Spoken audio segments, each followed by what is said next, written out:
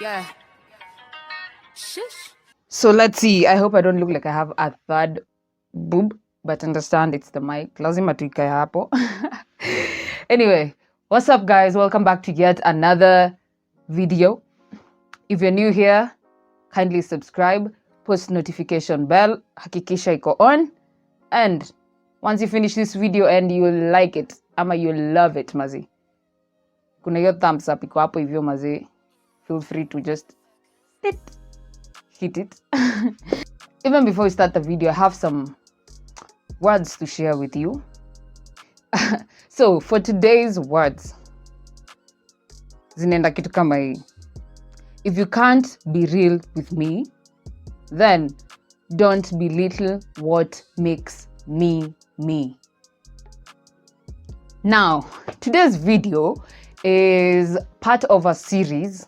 So I've decided to do like a short series, maybe 3 episodes.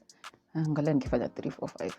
It might be 3 episodes, and these episodes will entail the process of how I got to transform this closet space in my bedroom into this YouTube setup, because anyway it was highly needed, and plus ndo kuwe na mpango lazima, and then on top of that, it has enabled me to like make my DIY tool organizer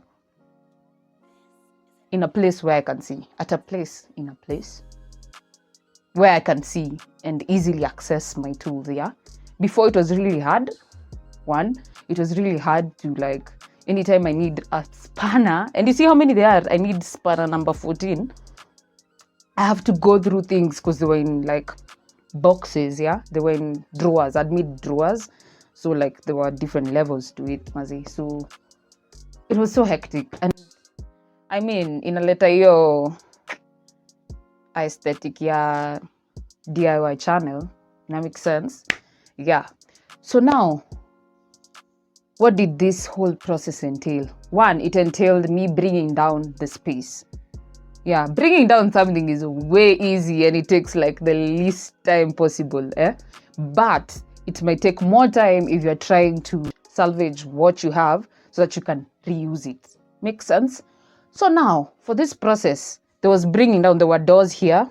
As I explain the story, there will be a video running so that you can actually see. Sitaki kwa wale wase wanasema, oh, you require this, you require a hammer. Na saizo hana hammer. So kama mi sijui hammer inakaaje, naweza dhani ni hammer ya gari. So I'm wondering, do I need a car to hit a nail? Okay, you get what I'm saying, lakini. So, I'll be looking this side because this is what I'm trying to explain, yeah? So now, for me, there were doors. There were actually 4 doors. As you can see in the video, the 4 doors.